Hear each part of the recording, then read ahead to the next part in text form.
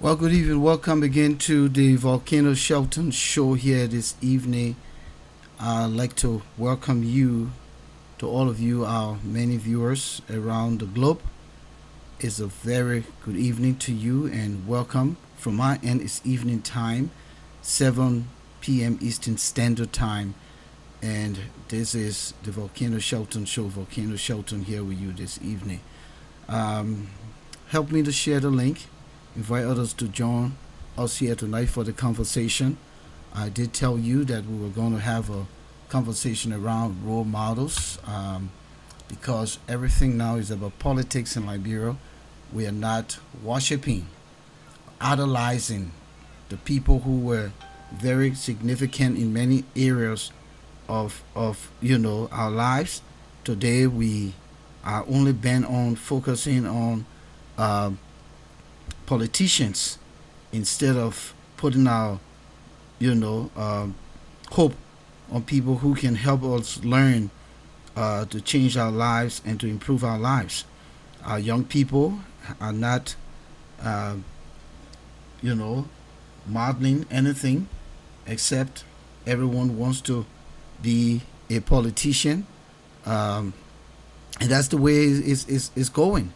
So I thought to just reunite the conversation regarding role models because while it is true that I didn't have someone specifically um involved with me, yet I was able to see in our society the kinds of people who meant so well for us.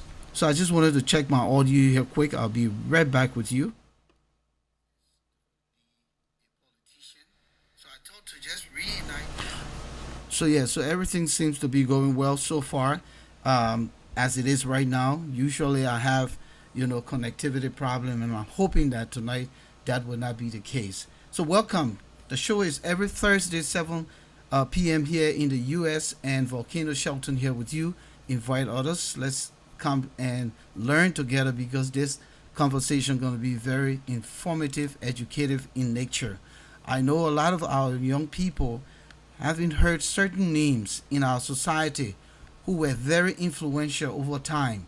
And so I thought to reunite the conversation just to give, our young people the opportunity to begin to look in the society in Liberia to see if they find anyone to emulate some of the examples of those people that I will be discussing here tonight. So the discussion topics are: why is it important to have role models in society? Why? And why are the youth lacking role models in today's Liberia?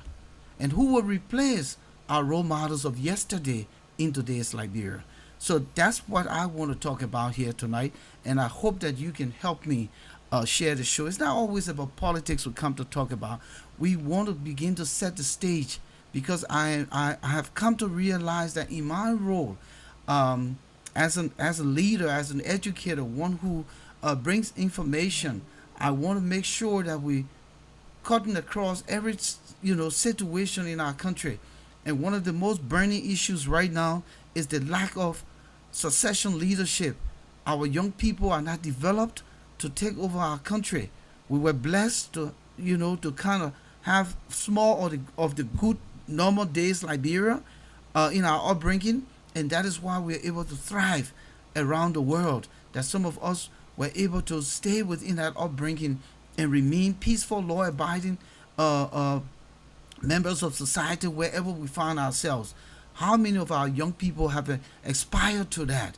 And who are there setting the tune for them to become future leaders of the country? We know the situation in the country. We know that Liberia is its population is comprised of more than 60% of young people. If we did the extrapolation of the very good young people, that number may be probably 10%. And so you have 50 languishing in ghettos, in drugs usage, in prostitution, in going to the bars at night, no good formal education. They can barely write, read, speak, and how are they going to be the ones to inherit the country after these reckless politicians and criminal politicians, criminal leaders leave power? Who would these young people go to? Because lead.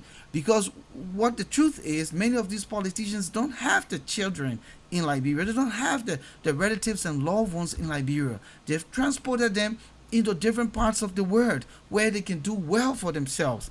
And I think the whole circle will begin to see that these politician family members who will be out there in increasing their potential and gaining the kinds of education will return to Liberia and yet continue to trample on and suppress the very young people who are there now, because no one is trying to give them the opportunity. So why is it so important to have role models in society?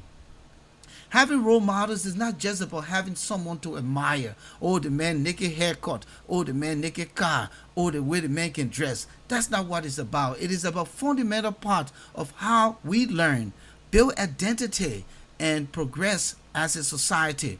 From a psychological and sociological perspective, role models serve several critical functions.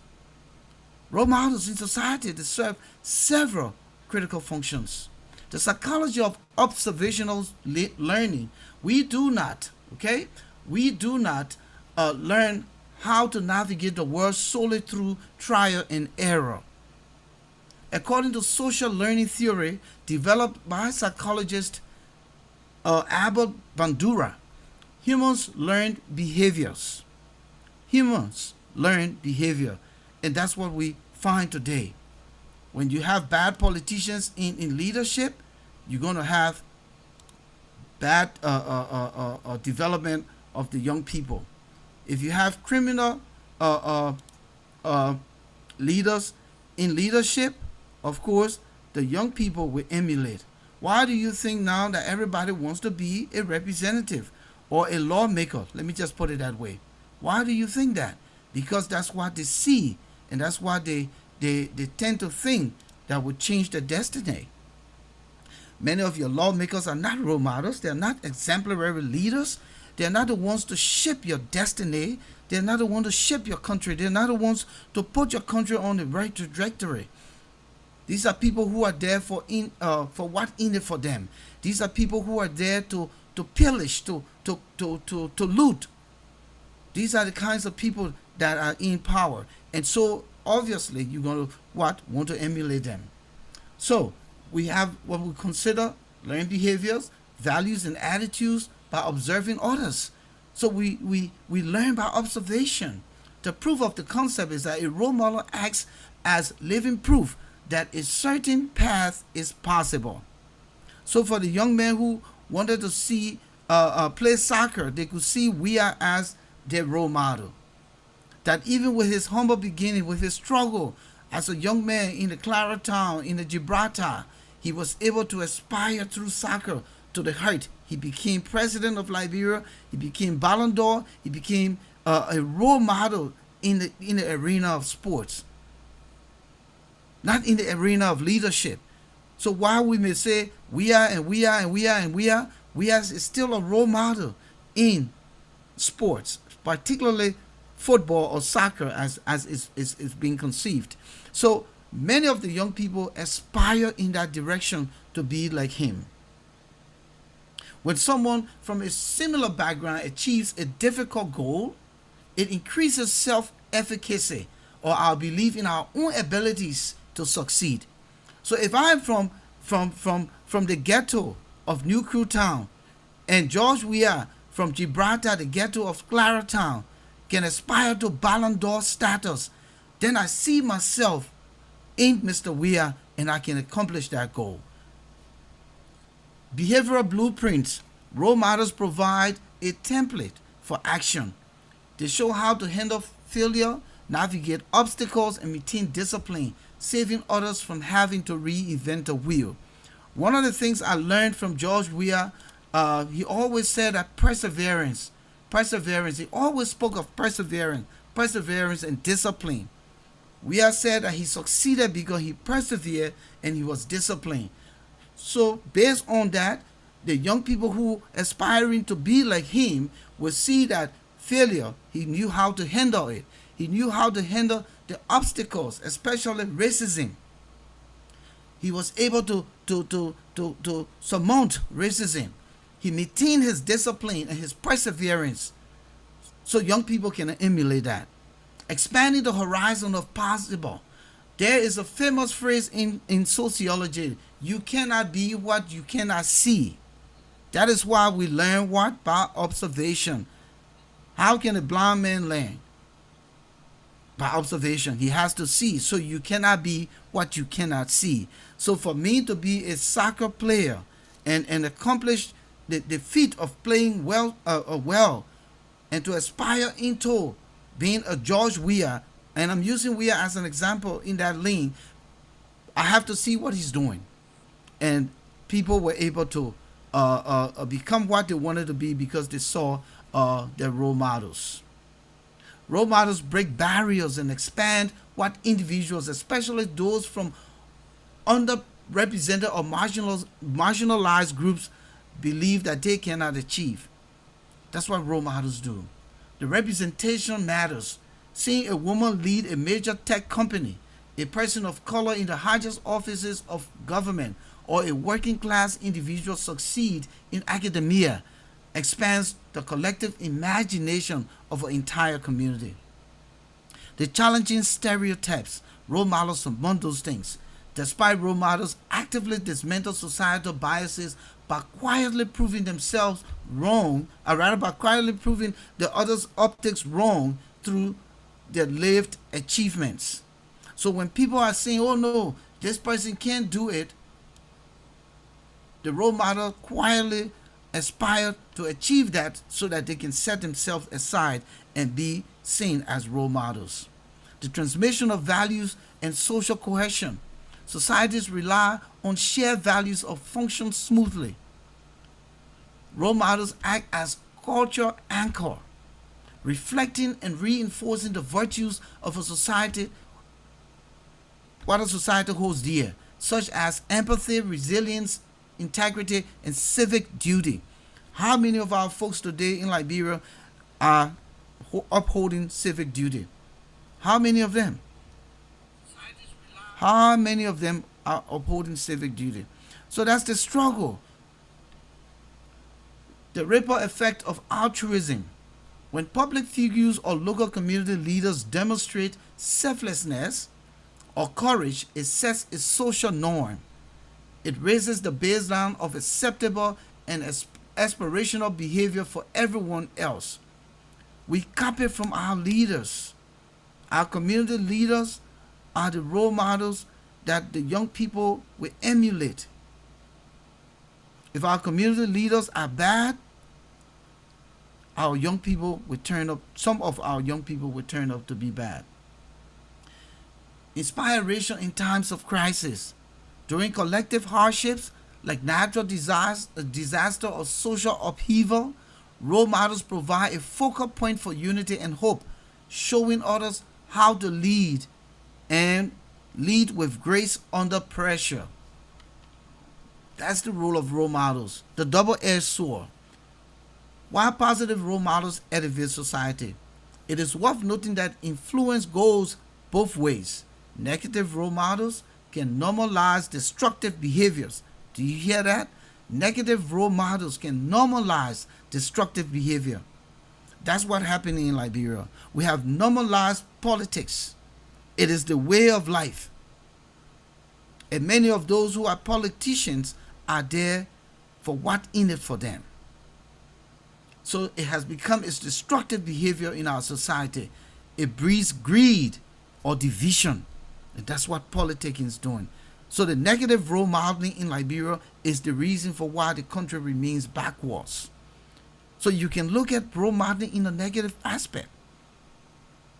Greed, corruption, division. These are the norms of the day in Liberia. Is that the kind of role model you want to have leading your country? Is that the kind of role model you want to have heading your institutions, heading your churches, heading your schools, heading your hospitals, heading your legislature, your judiciary? Destructive role models who are bent on greed, for corruption, for division, for what's in it for me? Is that your kind of role model? This is why a healthy society needs diverse array of role models across different fields: science, art, local community leaders, and sports, rather than relying solely on high visibility celebrities or politicians. Your role models are not always politicians. Your role models are not always presidents and ministers. Your role models are people like academicians who are in the field of science, artists who are in the field of art, local community leaders who are able to mobilize community movement that will change the community condition, leaders who are in the areas of sports, like I made the example of George Weah. And I'm localizing it to George Weah, but there are many other sports athletes around the world. Today, people are fighting and beating each other for Messi and Cristiano Ronaldo. Who's the best? Who's the best? So even in the area of sports, we have role models, rather than solely relying on celebrities and politicians. Ultimately, role models do not just show us who they are, they show us who we have the potential to become. Role models are not there to show us who they are. They should be there to show us who we can become tomorrow. Role models are much more than just people to look up to. They act as social blueprints in the society, helping us to navigate our own lives by showing us what is possible. What is possible? What is the change for Liberia? How can this country be changed without positive role models? It is impossible, because as I said earlier, we have more negative role models in the country who are bent on corrupting the society, dividing the society, keeping the society backwards because of their appetite, their insatiable desire to corrupt the society. That's the kind of role modeling that is happening now. They act as so positive role modeling act as social blueprint. Without them, we are left to figure out complex career paths, moral dilemmas, and personal growth entirely from scratch. Here is why role models is so vital to a healthy, functioning society. This is why. It is incredibly difficult to strive for a goal if you have never seen anyone achieve it. Do you understand that? It is impossible to aspire for a goal if you've never seen anyone achieve it. If you want to be a pilot, you have to see someone from your community become a pilot. I hear many young people today saying that they want to be pilots. I've seen social media where they ask the young child, what do you want to be? I want to be a pilot. But have you seen anyone in your community? Have you seen any pilots in Liberia? Or are you just saying it because you want to say it? And not to say that you cannot aspire to be, but how do you arrive at that? How many times in our lives haven't we wanted to be something? I wanted to be an electrical engineer. But did I see anyone who was an electrical engineer around me that I could see and emulate? But it was my thought. It was what I wanted to be. Now, had I seen someone within my circle on GSA Road who was an electrical engineer, and I saw how accomplishing they were, I could have drawn from observing and understanding what they did to be where they are. So that is why it's important. All right? Role models provide tangible proof that a certain path, whether it is breaking into a male-dominated tech society or industry, overcoming a difficult childhood, or mastering a complex skill, is actually possible. This is especially crucial for underrepresented or marginalized groups. How many kids today, the LeBron James that we're trying to compare to Michael Jordan? LeBron wanted to be Michael Jordan. Kobe Bryant wanted to be Michael Jordan. In the basketball arena, all of the basketball players today, they aspire to be Michael Jordan. They came from underprivileged communities and they were marginalized. No one said they would aspire to be that, especially in LeBron James. LeBron James, they didn't know his father. This young man came from nowhere and entered the NBA right after high school, straight at the age of 18. Today he has cemented a legacy for himself. But he emulated Michael Jordan. Kobe Bryant the same, emulated Michael Jordan. So we must have role models that we can emulate, see what they've done, how they carry themselves for us to succeed.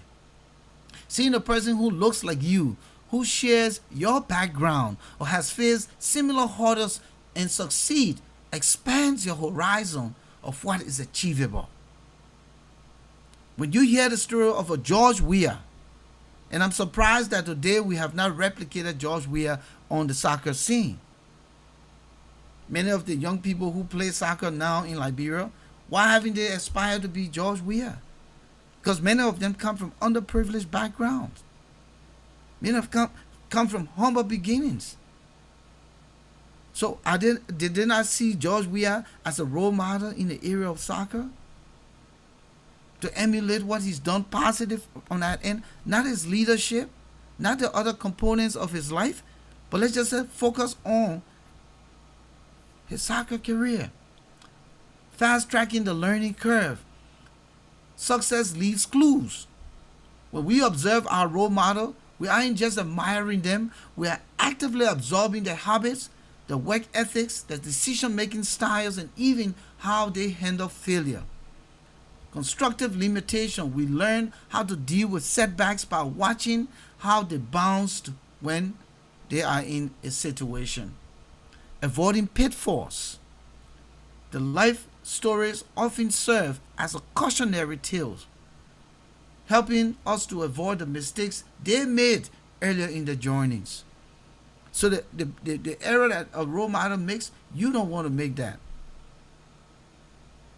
Setting a moral and ethical standard is the work of a role model. Society relies heavily on shared values to function smoothly. Positive role models act as anchors for those values by demonstrating traits like integrity, empathy, resilience, and civic responsibility to set the standard for how we should treat one another. When public figures or local community leaders act with accountability, they raise the collective expectation for one's behavior or everyone else's behavior.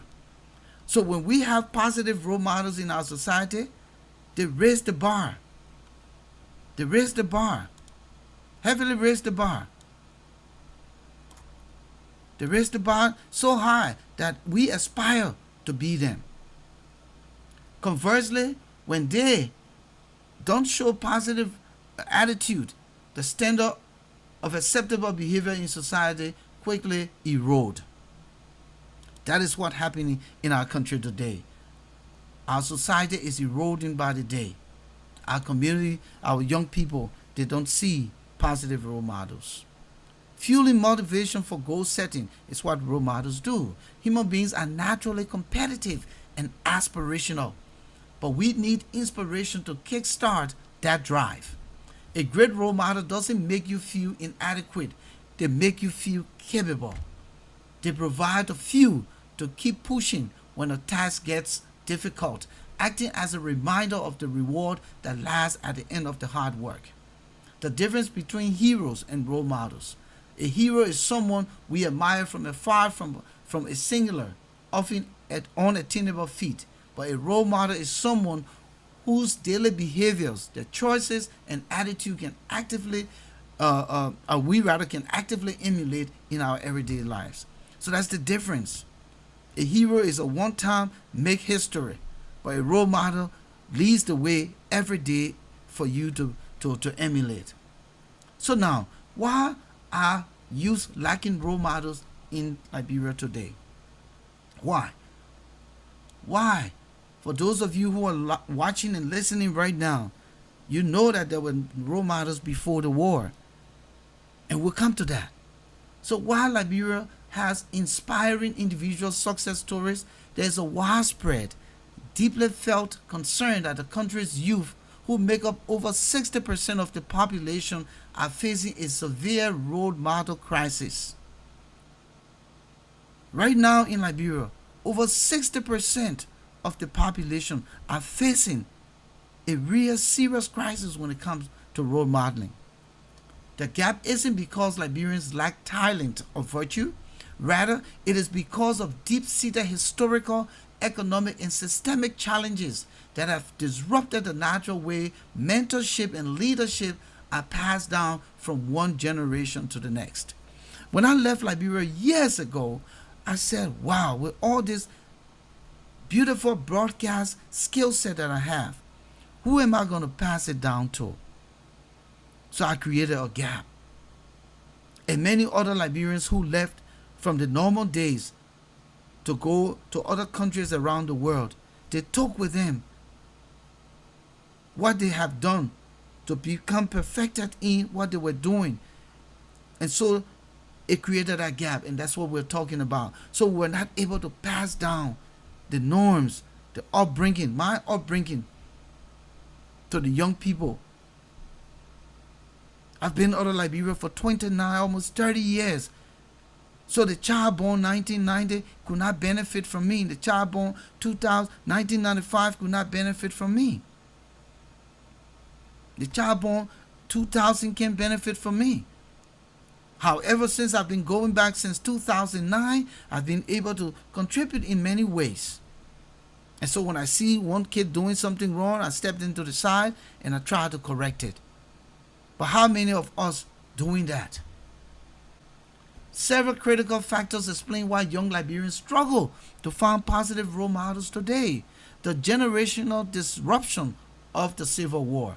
The 14-year Civil War from 1989 to 2003 did more than destroy infrastructure. It fractured Liberia's social fabric. Have we really thought about that? How the Civil War fractured our social fabric, as I was saying. Because many who were born in the 50s, in the 40s, in the 50s, in the 60s, in the 70s, they ran out of the country and took with them the norms, the upbringing, the development, the understanding of civic duty, the responsibility to community, the love and the respect for rule of law. Today, everything just crazy. And no one seems to want to reset. The ones who are in leadership, all they want is what in it for me. They're all about corrupting the society. They're not thinking about creating systems and institutions that will build young people so that they can inherit the country. We keep talking about drugs and drugs and drugs and drugs. But that doesn't solve the problem. You're talking about $19 million drug. You find a culprit, you put them in jail. That doesn't solve the problem. We need role models. The society lacks role models. Guys who will take on the initiative to develop programs, to develop institutions that will mold the young people. The lost generation, an entire generation of adults who should be today's mentors, grew up in a displacement camp, missed out on formal education, or were active participants in the conflict. That is why we can't find a role model. The lost generation. Erosion of traditional authority. Historically, elders and community leaders in towns and villages served as role models. They were the moral guides. The war displaced communities, eroded respect for traditional structures, and forced families into survival mode, breaking the chain of structure and community-based mentorship. The dominance of quick money lifestyles. That is what's happening in Liberia today. The dominance of quick money lifestyle. Because formal employment is extremely scarce, young people frequently see that traditional paths of hard work, honesty, and education do not guarantee survival or success. Instead, the most visible displays of wealth often come from political patronage or public sector corruption. I repeat this. The reason why Everyone want the quick money lifestyle is because their thought process, their mindset is that formal employment is extremely scarce. So many young people frequently see that traditional path of hard work, honesty, and education do not guarantee survival or success. Instead, the most visible displays of wealth often come from political patronage or public sector corruption. Informal and high risk activities such as illegal mining, street hustle, or commercial motorcycle, what we call pimping.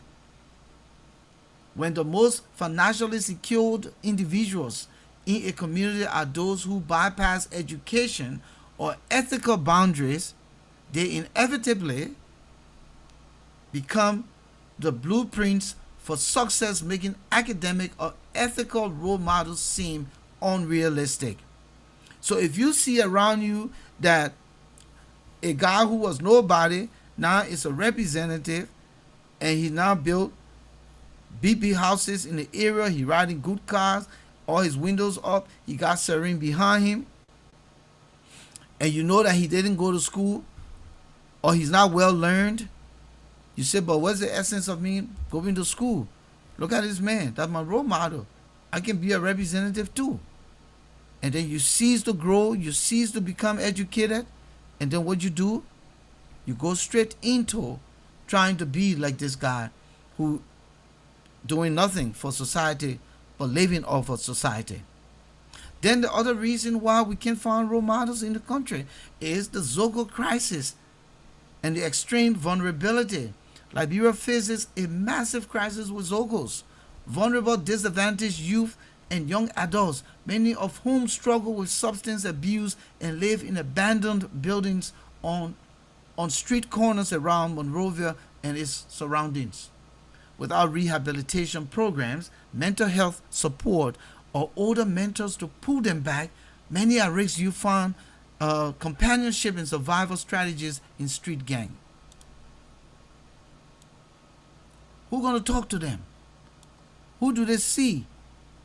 Because if I was smoking weed and I was drinking alcohol and a guy in my community who had a decent lifestyle, who I could emulate, put me to the side and say, hey, Shelton, you can't be doing this. You're better than that. Early, capture that, talk to me. It may impact. But if we just driving by and don't see them and act like they don't exist, then what role modeling are we setting? So without rehabilitation, they turn to street gangs. In these environments, the dominant figures are often gang leaders or drug dealers, perpetuating a cycle where negative influences replace positive guidance. Because they take to street gangs for survival and for sustenance. So as a result, many of these guys turn to drug lords, drug leaders, and gang leaders, and that's the tranquil or the sanctuary that these abandoned, disadvantaged youth go to for sanctuary. Limited spaces for structured mentorship. Many young Liberians express that they don't want guidance, but there are very few structure, or rather that they want guidance. I took it back. Many young Liberians say that they want guidance, but there are very few structural bridges to connect them with professionals. School and university gaps.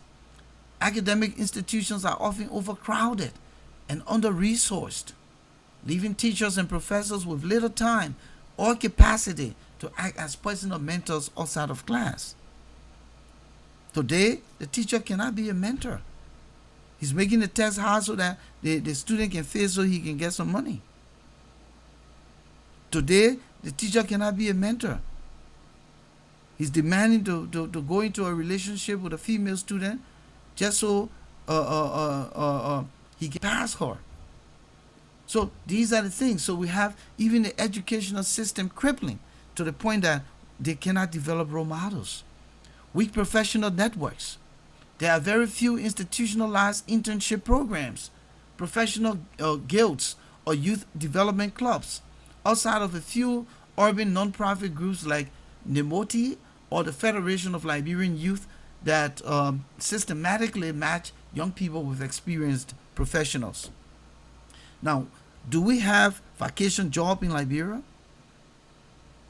Do we have some of our officials of government who are creating cadets in the ministries, in places where they're serving as mentor and role models? Do we have that? Those things existed in the society prior to the war. Media representation and brain drain is another reason. Many of Liberia's highly educated professionals, doctors and intellectuals fled the country, like I said, during the war and built lives in the diaspora. I just told you that I took away my intelligence in broadcasting, my skill set that I could have passed on and brought it into the diaspora. And I ended up going into a whole nother career path. While many loved their homeland, their physical absence means their daily lives, work ethics, and successes are not visible to young boy or girl growing up in West Point or rural Lofa County. What that means? Volcano Shelton is in the United States. He has a whole different career, but the young people there cannot be impacted by what I do because they can't see Liberians who are doing very well across the world, but it's not impacting the former society because we are not there.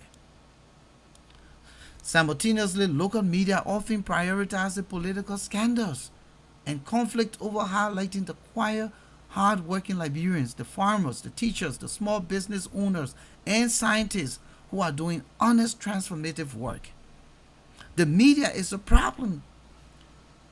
They make noise for politicians. They showcase politicians. They showcase the criminals rather than look for the hard-working, honest Liberians who are farmers, who are teachers, who are small business owners, who are scientists, who are doing very well in the little silos, and bring them to the limelight so that the young people can see, oh, wait a minute, I thought the only people in this country that so politician. I thought, oh, the only people in this country that so BB man and government official. Oh, but I didn't know that this scientist live right next door. I didn't know this transformative leader who is a teacher is doing well. I didn't know this small business owner is imparting our community and impacting rather our community and providing jobs. The media doesn't cover those people. So, before I now go to some of the role models that shaped our country prior to the war and during the war, and hundreds, but I can elect some of the very influential role models. I'd just like to say welcome to the show. Thank you for joining me, Volcano Shelton, here with you this evening. We are covering a very pertinent issue that I thought was very necessary. The discussion topics here tonight. Why is it important to have role models in society? We talked about the impact of role models in society. Why? We also talked about why there is a lack of role models in Liberia, and our young people cannot look up to role models in Liberia. We talk about the negative role models, the impact on society, the detrimental impact, and we talk about the positive role model who can increase the collective conscience of society. Now, who will replace our role models of yesterday in today's Liberia would be the next route we're going to go. So if you're just joining me, welcome. I'm here every Thursday. Our sister broadcast is the Issues Room. That platform is every Tuesday, 7 p.m. Eastern Standard Time. I share time with my man, Alfonso, and we bring you the Issues Room. We'll be here next Tuesday. But tonight is the Volcano Shelton Show. Again, as I said, we're talking about role models. If you just joining us, please continue to share our link, share the word, invite others to join us here, like us, love us, follow us. We are caught on LinkedIn, on YouTube, and on Facebook. Okay? Thank you for joining me here tonight.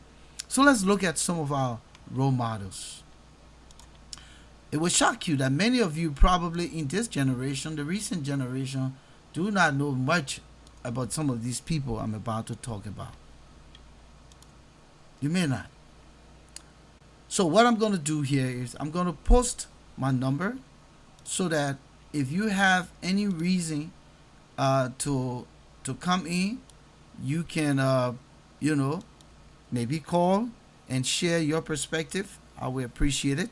So I'm going to pin the number so that if you want to call, you will be free to do that. Don't hesitate to call, so that you can be given an opportunity to participate in this segment. Okay, so let's go now to the first person I have here, Angie Brooks Randall, or Randolph rather. Angie Brooks Randolph, an ultimate role model. Her life story is a masterclass in overcoming systemic barriers and using one's platform to advocate for justice, self-determination, and women's empowerment. In 1969, Angie Brooks, as she was affectionately called, was elected the president of the United Nations General Assembly for its 24th session. A Liberian woman in 1969 was elected president. Those were the days Liberia was Liberia. She was the only second woman in history to hold this prestigious global position after India's Vijaya Lakshmi Pandit, and the first ever African woman to do so. So when you're talking, Ellen Johnson said it first, a female president in Africa, Liberia has set different kinds of records.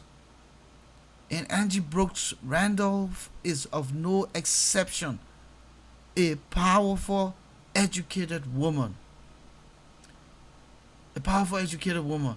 At a time when much of Africa, the African continent, was still fighting for independence from colonial rule, she commanded the world stage with immense dignity and authority. That's one of the role models our country had. And many women that time, young women rather, aspired to be like Angie Brooks Randolph. Then we have Dr. Mary Antoinette Brown Sherman, a historic first for African academia.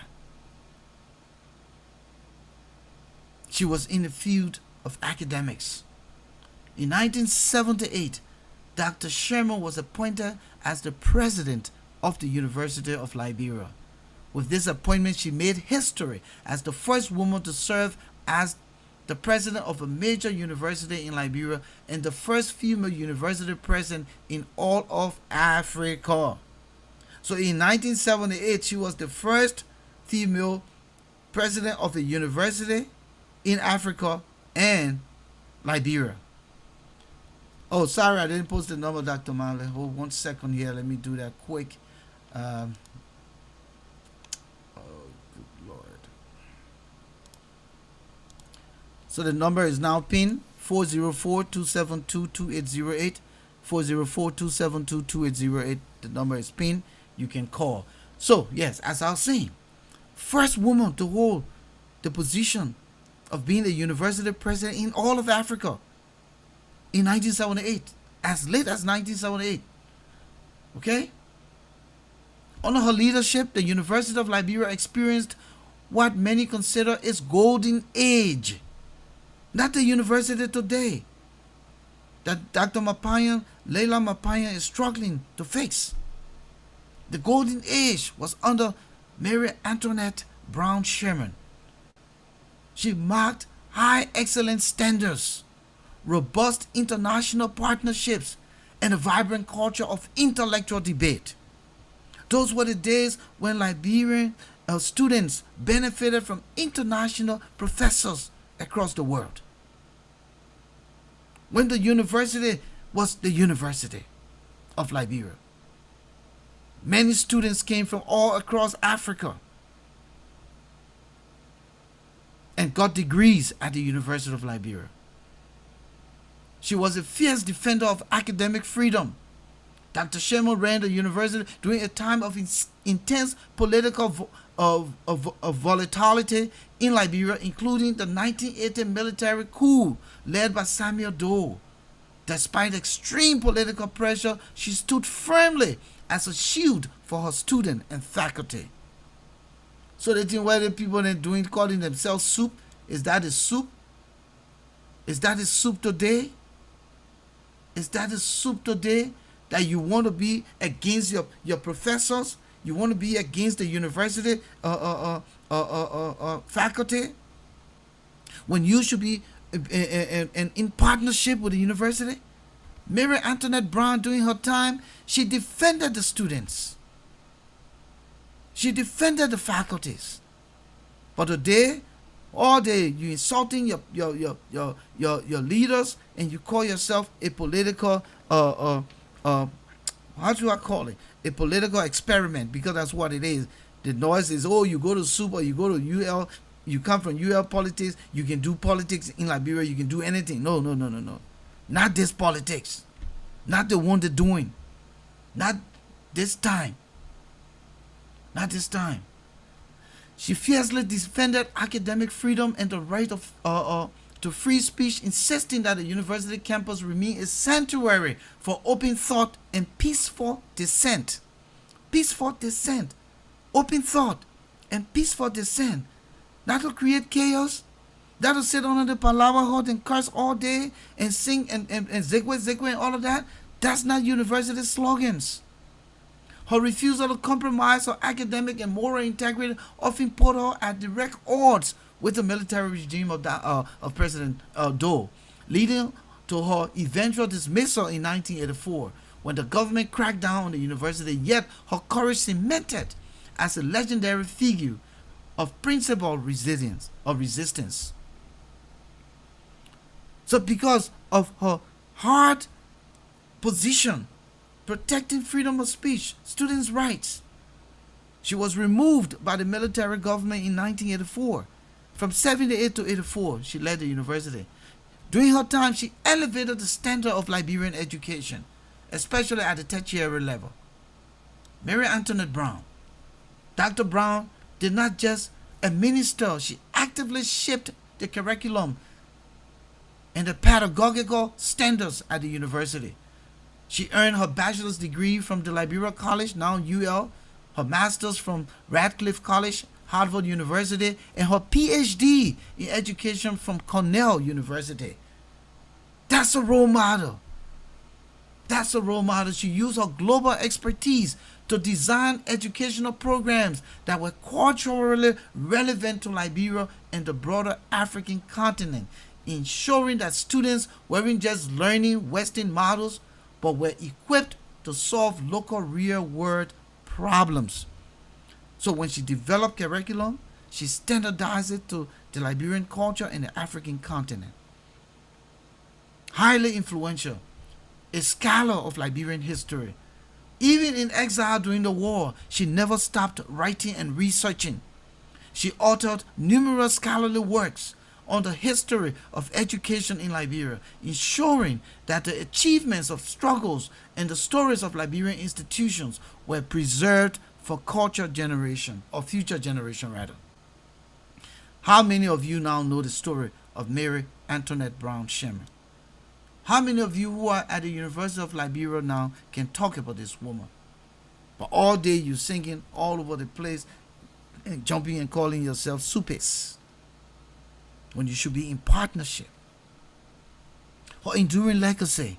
Dr. Mary Antoinette Brown Sherman passed away in 2024, but she remains the standard bearer for what it means to be a civil servant and an educator in Liberia.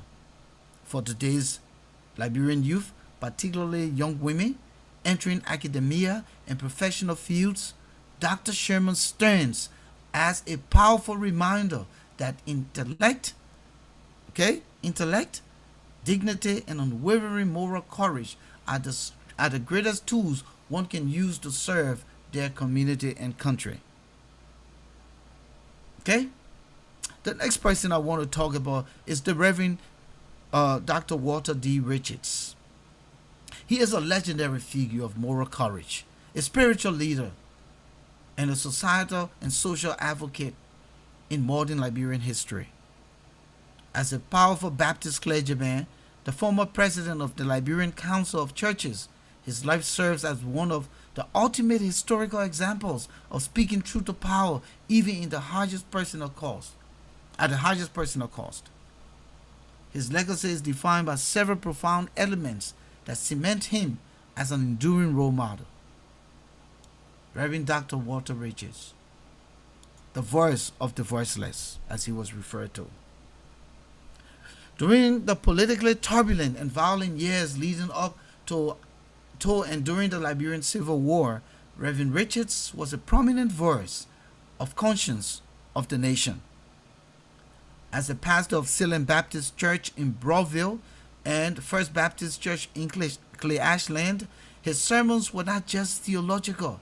They directly addressed the injustices, human rights abuses, and corruption of the time.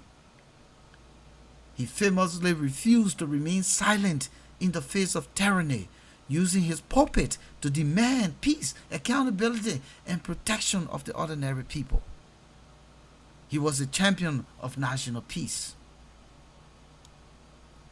Reverend Richards worked alongside the legendary interfaith advocates such as Catholic Archbishop Michael Kpakala Francis and Sheikh Kafoma Kone, both of whom are deceived, to build breaches of peace. He took immense personal risks, venturing into conflict zones to advocate for ceasefire and humanitarian relief. For this reason, he is remembered today as the National Religious Advocates Memorial, as an icon who put his life on the line to act as the conscience of the nation. A story of ultimate family sacrifice. The depth of the danger Reverend Richard faced is illustrated by one of the most tragic and infamous stories of the Liberian Civil War. Because of his outspoken criticisms of the military regime's excesses, he became a prime target for government death squad. In 1990, armed soldiers targeted his home looking to execute him.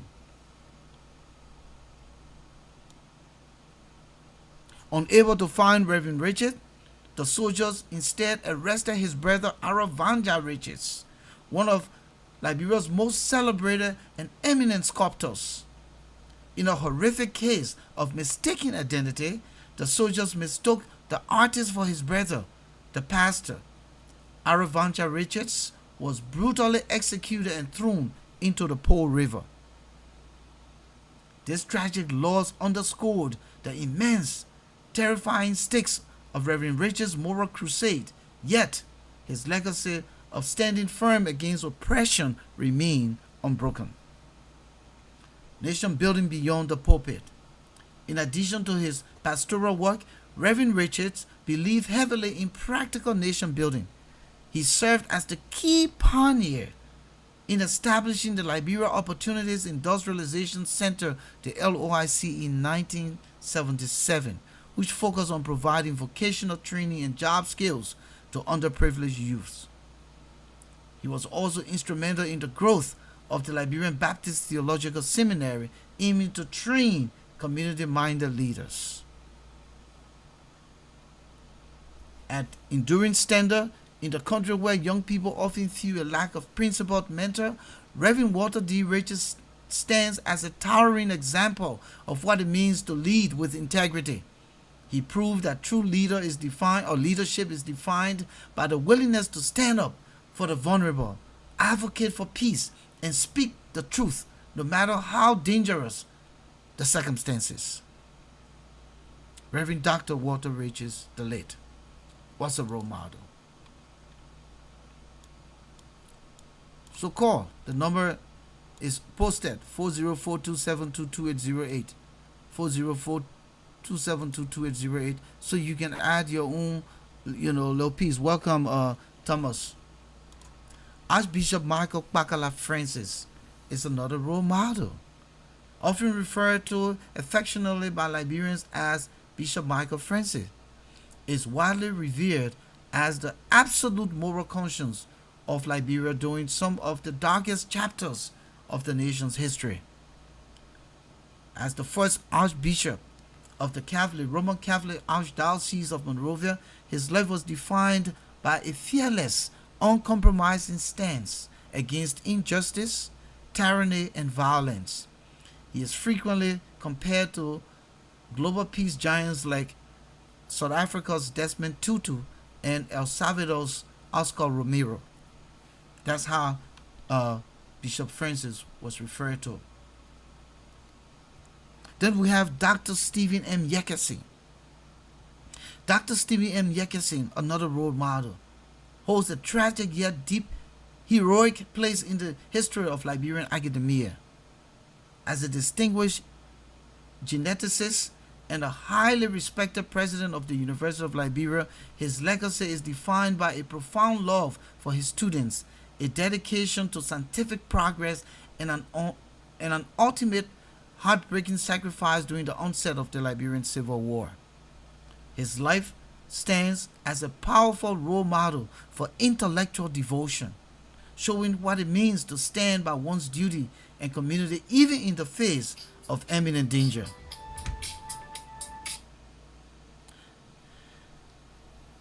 Good evening. Welcome to the Volcano Shelton Show.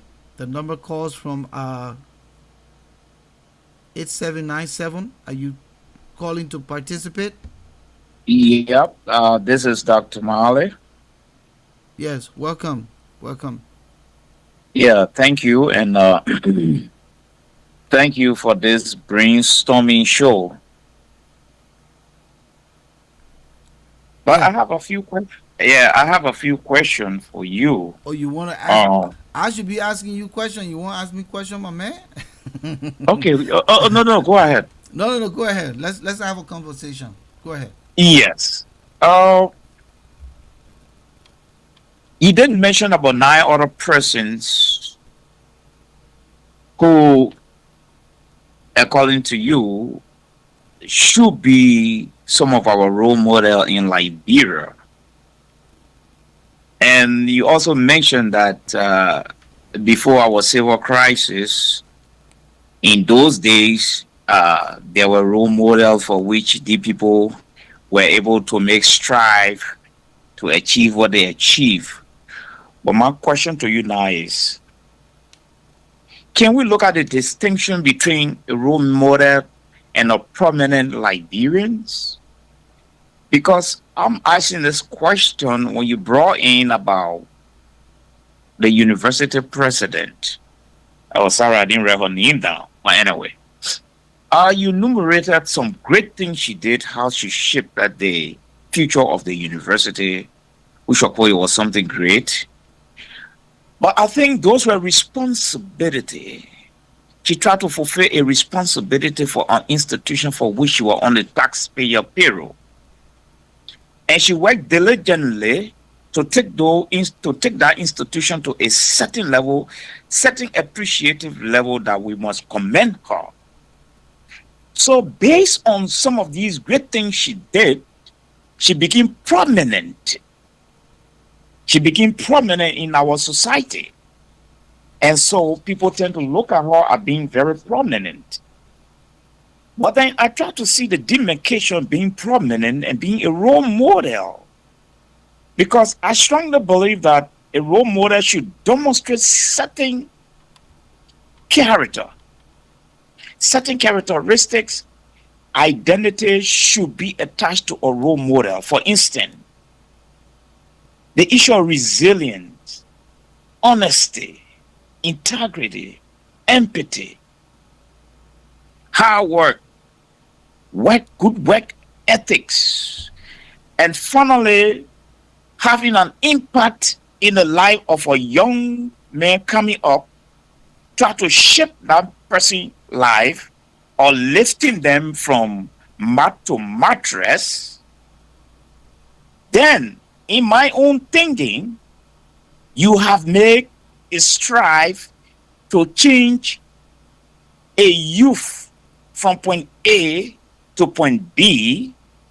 Then I tend to follow your shadow, how you being hardworking, how you being ethical, how you being very earnest, you know.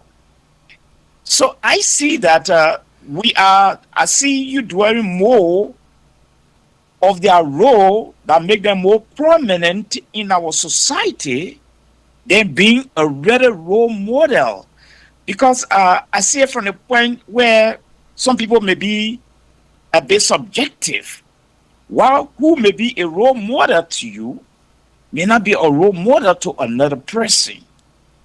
But who may be prominent to you could be prominent to me based on the outcome and the deliverables they were able to make during a certain period. So everything you said, Yes, you sir. just supported what I said. We Uh talked huh. about resilience here in the beginning of this broadcast. We set the stage on why it's important to have role models in society, who role models are. We talked about some of the character traits of role models and everything that Dr. Mary Antoinette Brown Shimmer aspired to deliver on were the exemplary examples you gave. So, yes, indeed, she is a role model that many of our young women emulated to become successful across our society. It's not always taking somebody under your wing and carrying them. Role models may not be the person who directly impacts somebody's life from mattress or rather from, you said, from mat to mattress. But the person Yes. can vicariously live through that person to improve their lives. That's what we say. The role model should be, and you can have negative role models and you can have positive role models, but the role model should be someone that the person can see, whether from afar or whether from close, and see how they carry themselves and emulate those examples. So it's not direct contact. It doesn't have to be direct contact. So all the people I'm naming here today, the research Mm-hmm. shows that they're a role model in the different disciplines they found themselves and how they set the stage, the greater stage of our country, the greater community of our country. Who would not want to emulate the examples here of Reverend Dr. Walter Riches or the Bishop Archbishop Michael Bakala Francis, who was the first local Liberian man to become Archbishop of the Roman Catholic Church diocese in the entire country. If you're aspiring to be in the priesthood, wouldn't that be a role model for you? I mean, just think about it. I talked about former President George Weah, not on the aspect of his leadership, but I also referenced his soccer career. He came from nothing. And many young people today, haven't we found someone from Liberia since the era of George Weah to measure up with him?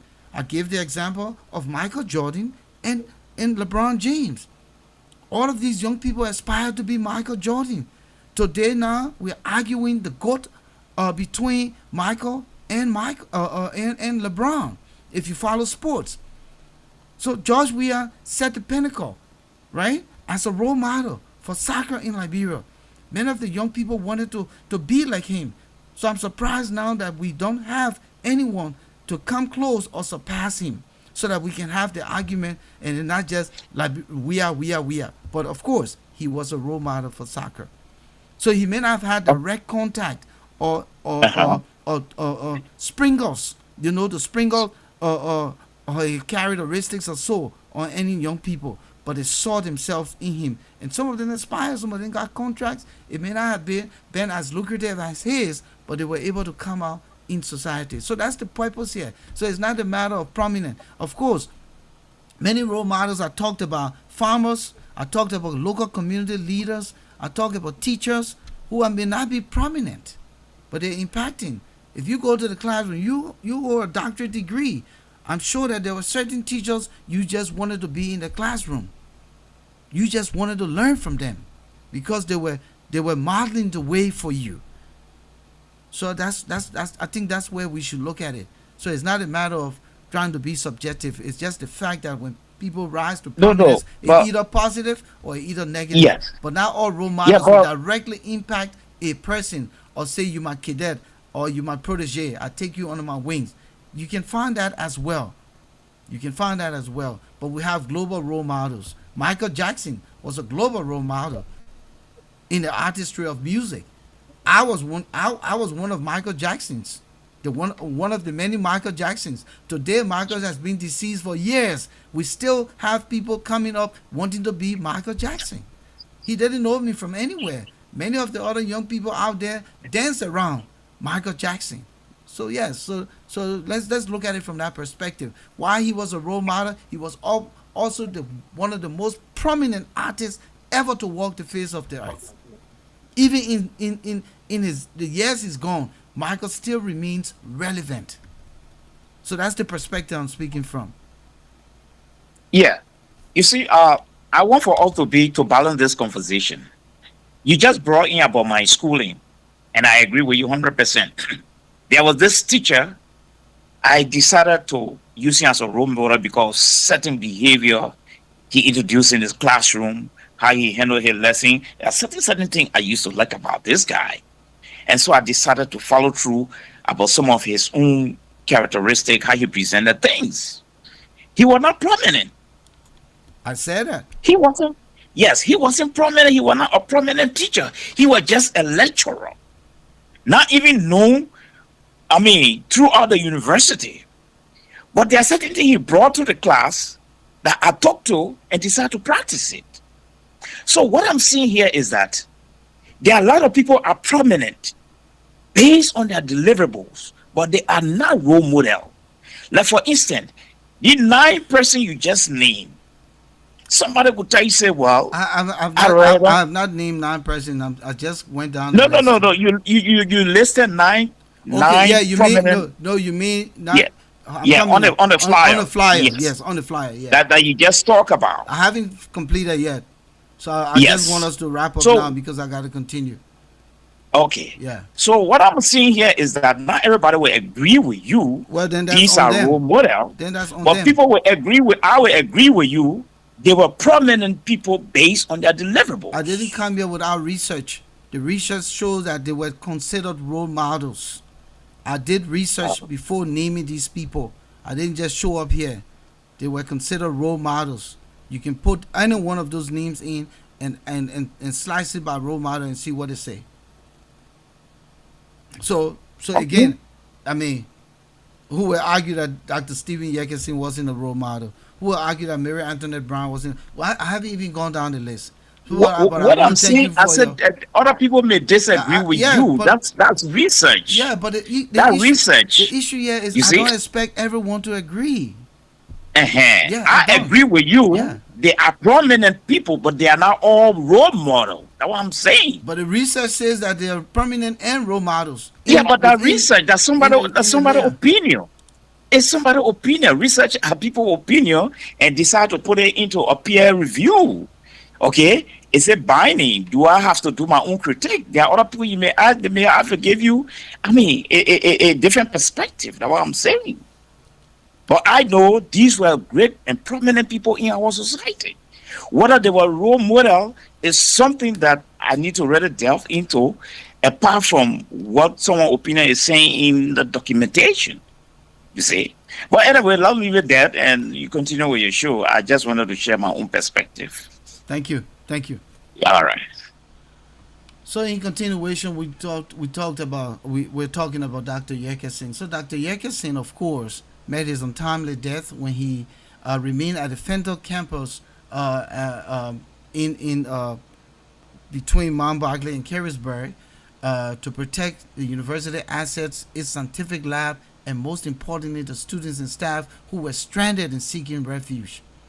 His tragic end came in the chaos, madness of the early war. Dr. Yekison was captured by rebel forces specifically associated with Prince Johnson Island PFL faction at the Fenton campus, and he was tragically executed. His death sent shockwaves through the global academic community and devastated Liberia. He did not die fighting with a weapon. He died as a peaceful sentinel guarding the intellectual heart of his nation. Then we have Aravanja Riches. He is widely celebrated as Liberia's premier, most talented modernist sculptor. While his tragic death at the dawn of the Civil War is a dark chapter in the Liberian history, his life was defined by a brilliant pursuit of beauty a dedication to culture preservation, and a passion for teaching. He served as an ultimate role model for how art, culture pride, and education can be used to construct a national identity. So let me clarify something here so that you can understand. Role model is a person that someone can emulate. So if this man is the premier sculptor of the country and anyone wants to become a sculptor or young person, who they're going to say is my role model? Aravanja Richards. Maybe Aravanja Richards knows nothing about that person. Nothing whatsoever. But that young man sees him as the role model. Can we dispute that? Can we dispute? How many young people who aspire to see themselves in someone who they have no direct contact with? How many young soccer players or player rather want to see themselves in Lionel Messi, Cristiano Ronaldo, grown-ups arguing in video clubs, fist fighting because they see them as the role models. So it's not a direct impact on the person. So Aravanja Richard was the role model for anyone who wanted to go into sculpturing, anyone who wanted to go into artistry, anyone. Then we have Sister Mary Lorraine Brown. Sister Mary Lorraine Brown is widely regarded as Liberia's mother of education. What young woman out there, at the mention of the name Mary Lorraine Brown, she was a Catholic nun belonging to the Franciscan missionaries of Mary. Her life's work stands as a monument to discipline, moral clarity, literacy, and the absolute power of quality primary education. These are attributes of role models. While figures like Mary Antoinette Brown championship higher education at the university level, Sister Mary Lorraine Brown dedicated her life to shaping the minds of young children when they are at the most impressionable. She is a living legend and a deeply cherished role model across Liberia. Go to Liberia and ask the question. Sister Lorraine is famous for uncompromising standards regarding grammar, reading, and self-expression. She famously authored the Lorraine Primers, a beloved series of reading textbooks that taught generations of Liberian children how to read. She's a role model. She understood that reading is the foundation of critical thinking, once stating that if you teach a child to read, you give them the keys to liberate themselves from poverty. In a society where young people are often tempted by shortcuts to succeed, Sister Brown stands as a shining light of the opposite path. She is a proof that patience, rigorous studies, ethical consistency, and simple living, or rather simple living, can build a legacy that outlasts any political office. Any political office. She remains a direct answer to Liberia's modern model crisis, showing that the most important work of nation building often happens quietly, one classroom and one child at a time.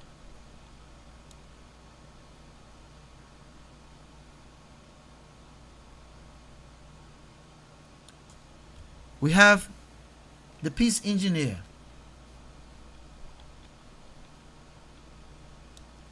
That's his nickname, the peace engineer.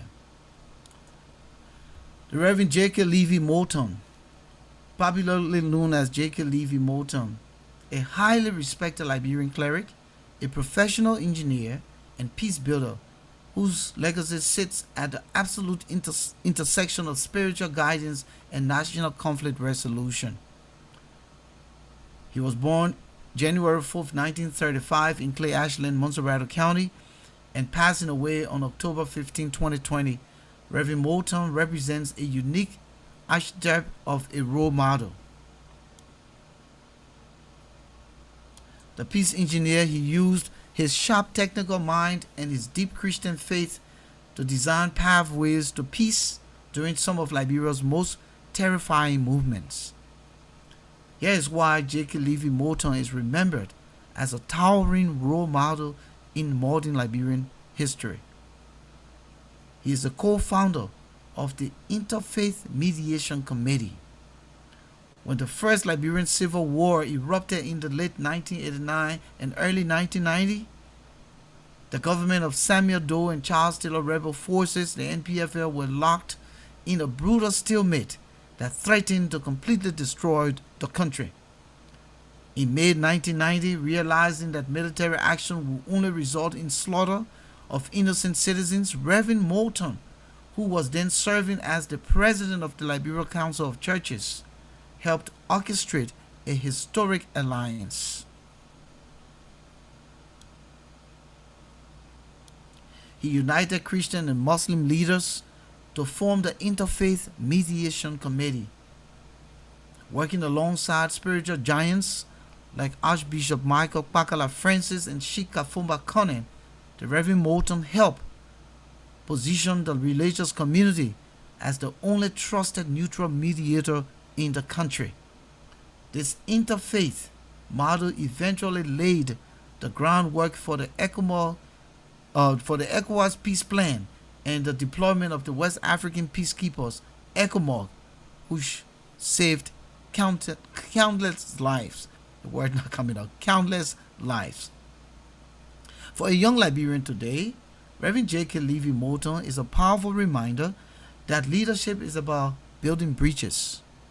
Whether bridging the divide between different religious faiths during a war or bridging the gap between Liberians at home and those in exile, his life proved that constructive negotiation, intellectual skill, and moral clarity are the ultimate tools for healing a nation. We have Judge Luvinian Ash Thompson, Victoria Ash Thompson, often written as Luvinia. She is a legendary name in Liberia's legal and educational history. She stands as one of the country's most accomplished, principled, and fearless legal minds. Her life is a blueprint of professional brilliance, judicial independence, and a refusal to allow conflict to destroy the future of Liberia's youth.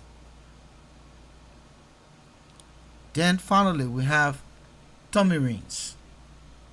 Tommy Reins is remembered as one of the legendary pioneers of Liberian journalism and broadcasting.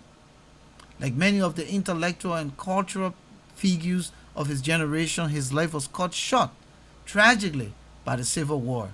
But his contribution to the country's media landscape remains a foundational pillar. Here's why Tommy Reins is celebrated as an essential role model for communication and professional integrity of Liberia. Those of you who work at LBS, the name Tommy Reins resonates. If you worked at LBS, he touched the lives of many broadcasters. Before the Civil War disrupted the nation, Tommy Reins was one of the defining voices on national radio and television. He was a key figure at the Liberia Broadcasting System, formerly known as ELBC,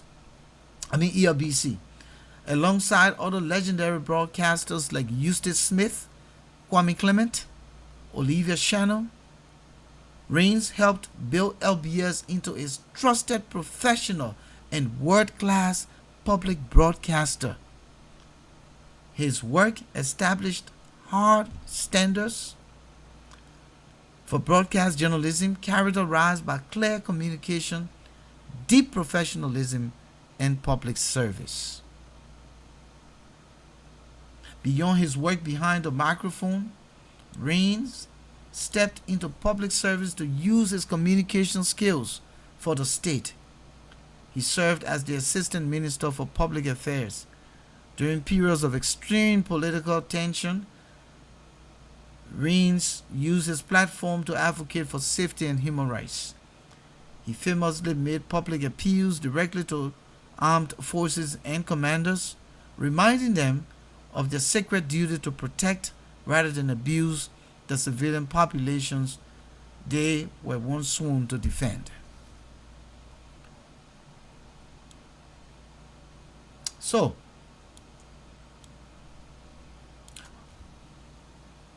I know that one of the caller who called said that there are mixed views on these people being prominent figure and role model. But I still stand firm that these were role models in our society. They stood for something. They represented something. Something positive that shaped many of the minds of the young people. Again, Bishop Francis, Reverend Riches, Sister Lorraine, Dr. Mary Antoinette Brown Sherman, Lovina Ash Thompson, Aravanja Richards, Tommy Raines. We can go on calling names. These were influential people in our society. At the same time, role models. You cannot write the history of Liberia, a media landscape, without the mention of the name Tommy Raines and how he served as a role model to many broadcast journalists across Liberia during his time. And in fact, many of those broadcasters who's now survived the last 30 years, 35 years, have also been seen as role models because of the way he shaped them, and they were able to pass down to the newer generation. I benefited from Tommy Raines. I mean, I've had direct contact with him, but he trained the guys like Patrick Manjo, the late. He trained other journalists who were prime in the time, Martin Brown, and those guys sprinkle some of the good things of broadcast journalism on me and many of my compatriots. So indeed, Tommy Raines was a role model. But here's the path forward. The solution is not just finding famous people to look up to, but building local, structured networks. As grassroots organizations and youth ministries push for reform, the focus is shifting toward creating everyday role models, empowering community leaders, teachers, and local entrepreneurs to actively mentor the youth in their immediate neighborhoods. That's what we should now be advocating. Business owner, small business owner, teachers, nurses, policemen. Many young children want to become police officers. The police should now become role models. They should lead with integrity. They should serve to protect with integrity. Take away the bribery. Take away the small thing. Dress nicely. Clean your uniform up. Don't drink alcohol and be on the job. Same for the military. For the LDEA. Don't take drug, then you go on the field and you say you're going to go arrest people for drug. So role models don't have to be the prominent people we talked about here tonight. But those were the people we could find in the research. And of course, we talked about President Weah, former President Weah. He came from a humble beginning to aspire to what he became. There were teachers in many of the high schools across the country who were role models. Do we have some of those teachers today who are in the classroom? Yes. Far in between. Do we have role models in our ministries and in our institutions? Yes. But far in between. Because of the optic, the whole society looked so corrupt, so dilapidated. that it's almost difficult to find role models. We have eroded everything. We talked about it earlier in the conversation. So let's start from a small point. Let's start from the teacher in the community, the nurses in the community, the police officers, our fathers, our mothers, our community leaders. Let's just start from the community level. That's the way forward for us to be able to create a society that can have some structured role models that the young people coming up every day can emulate. Otherwise, our country is in serious trouble.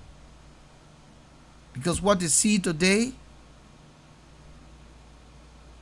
everyone wants to run to the legislature, everyone wants to work in government. For them, those are the role models. But many of these people are the negative impact on our country. Many. I want to thank you for joining me here tonight. Hopefully it was a good conversation. We talked about, the importance of having role models in societies, and we think that Liberia is of no exception. We want to ensure that, we build role models, we structure institutions that will develop role models and create young leaders that will inherit our country. We're still lacking good role models now in Liberia, and the push is for us to start at the grassroots level. We need to have some replacement of the people we named here tonight. I know we still have some people around, but they're far in between, and we can do more. My name is Volcano Shelton. Thank you for joining me here on the Volcano Shelton Show. We'll be back here next Thursday. At that point, we'll have another conversation to discuss here. Until then, see you Tuesday in the Issues Room, our sister broadcast platform at 7 p.m. Have a good night. Thank you for being there.